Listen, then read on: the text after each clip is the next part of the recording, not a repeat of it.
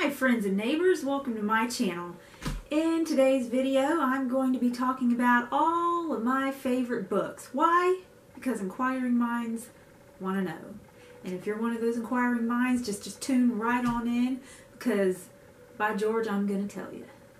The first book I'm going to mention is 19 Minutes by Jodi Picoult.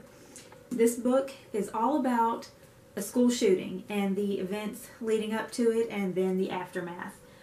The only time I read this book, it's such a page turner, such an edge of your seat type of book that I guarantee you won't be able to put it down until you reach the end, and then you have no choice because you would just be looking at a blank page.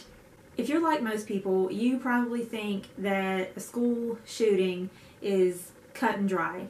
The shooter is a monster, he's the bad guy, he deserves whatever fate he has coming to him, and if you feel that way, then I mean nobody's going to think that you're crazy for thinking that. But when you read this book, you will be forced to see things from the other side. That's what Jodi Picoult does. In every book that she writes, she will take a controversial subject and she will give you no choice but to see it both ways. And by the time you're done with this book, you will find yourself empathizing with the shooter. The next book I'm talking about is The Bean Trees by Barbar Kingsolver, and I have read this book countless times. I can't even tell, I don't even know. I don't even know. I first read this book in the 9th grade as part of a book report. The assignment was to read a book by a non-white author, and she gave a list of suggestions, one of them being The Bean Trees by Barbar Kingsolver. And Barbar Kingsolver is actually Native American. But anyways, this book is about a young woman named Taylor whose main goal in life has been to avoid having a baby. And she sets out one day to just start a new life. I can't really remember what the inciting incident was because it's actually been several years since I've read it, but anyways. She winds up in Arizona, and on her journey to Arizona, she winds up also with a little 3-year-old baby who she names Turtle. It's just a beautifully written, wonderful, captivating, heartwarming story. It's about love, it's about friendship, it's about finding a home, finding a family, all the things that people really want out of life. That's what this book is about. And here we are with the next book, called Fried Green Tomatoes at the Whistle Stop Cafe. Most of you readers out there may have seen the movie, maybe didn't know it was a book. I didn't know it was a book until I ran across it in the bookstore. This book takes place over several decades. It takes place starting all the way back, I think, in the 20s, and goes all the way up to present time, which at the time the book was written, present time was in the 80s. It's first the story of two women in the 1980s, of gray-haired Mrs. Threadgood telling her life story to Evelyn, who is in the sad slump of middle age. The tale she tells is also of two women, of the irrepressibly daredevilish tomboy Idgie and her friend Ruth, who back in the 30s ran a little place in Whistle Stop, Alabama, a southern my throat's a little dry. A southern cafe woebegone, offering good barbecue and good coffee and all kinds of love and laughter, even an occasional murder. I'm going to tell you the truth. The first time I read this book, by the time I reached the end of it, I hugged it. I think I did this. Read this book. Just read it. So the next book is called Lucas by Kevin Brooks, and I first read this book when I was in high school. I want to say the 9th grade, 10th grade, maybe, I don't know. Anyways, I've read it 1,000 times. Like all the rest of these books, while I've read it 1,000 times, I haven't read it in several years. It's about a young teenage girl named Caitlin who crosses paths with a very mysterious, strange boy named Lucas who passes through town and stays a while. Well, her town is very closed-minded, and they just think that he is the devil. I'm not going to tell you why, because then that would give too much away. But this is also one of those books that you start reading at 11 a.m. and by 4 a.m. you're still reading and you're half blind. But it's okay because you got to keep reading it. Kevin Brooks has a way of drawing you in to a book and then not letting you go. There's not just one climax in the book. There's like 2 or 3. And it's very hard to put down. I've read this book so many times. And it's just, it's to die for. This book is called Sweet Miss Honeywell's Revenge by Katherine Reiss.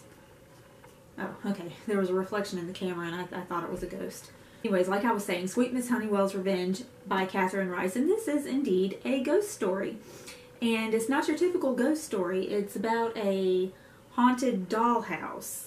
And let's see, our heroine, Zibby Thorne, she buys an antique dollhouse at a dollhouse show with her mother. And she doesn't really know what possessed her because she's not into dollhouses. But it's like something got into her head and said, buy this dollhouse. So she buys it. And weird things start to happen. Like the dolls inside the dollhouse, they seem to move around. Anything you act out in the dollhouse, it seems to come true in real life, but in a really twisted, terrible way. And what it is, basically, is the story of one creepy doll in the dollhouse who, I don't know if I'm saying too much, one creepy doll in a gray dress in the dollhouse turns out to be possessed by a ghost. And it's basically this ghost trying to possess a human form. Why? Because of reasons. The ghost is none other than Sweet Miss Honeywell herself, a former school marm, if you will. And she's just evil. Look, child, teenager, adult, read it. I've read it many times, and it's just as good every single time. Next we have Anne of Green Gables by L.M. Montgomery, and I'm sure we all know the story of Anne Shirley, a plucky, spirited little orphan who goes to live with the Cuthberts, Matthew and Marilla Cuthbert, a brother and sister who, for some reason, live together. Don't get me started on the oddities of their relationship. And sweet, lovable, and just eventually wins the heart of everybody in the town, even though Marilla is very hesitant to accept her at first because she wanted a boy to help Matthew with the farm and wound up with a little red-haired chatterbox instead. But, you know, that's life. Things happen. These last 2 books are kind of tied. These are the 2 books that I have read the most, probably, and I will start with James and the Giant Peach by Roald Dahl.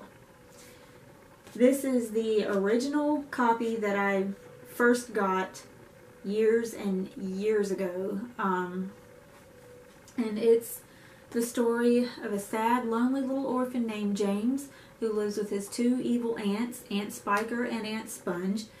One day in the dog days of summer, his aunts are working him to the bone, as they always do, out in the hot sun, and he is approached by a strange, short little man with some magic worm things.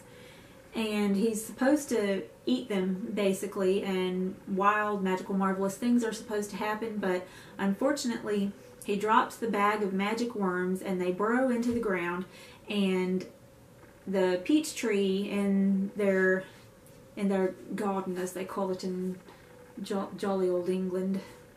That's the freaking worst English accent I've ever done in my life. A gigantic peach grows on the tree. To make a long story short, adventures ensue. That's really making a long story short. And okay, I mean, I'll extend it a little bit. He goes into the peach and he meets these gigantic bugs. There's a spider, a centipede, a ladybug, a silkworm, an earthworm, a grasshopper. I think that's it. They detach the peach from the tree and they roll off, and now to make a long story short, they wind up in New York. Like I've said with all of them, I absolutely adored this book, and maybe part of it was because it was about a sad, lonely little boy, and at the time that I was reading it, I was a sad, lonely, pathetic little girl.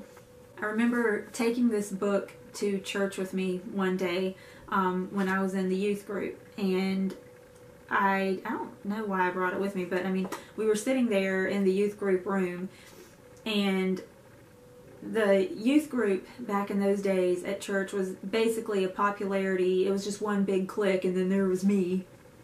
Didn't fit in at all.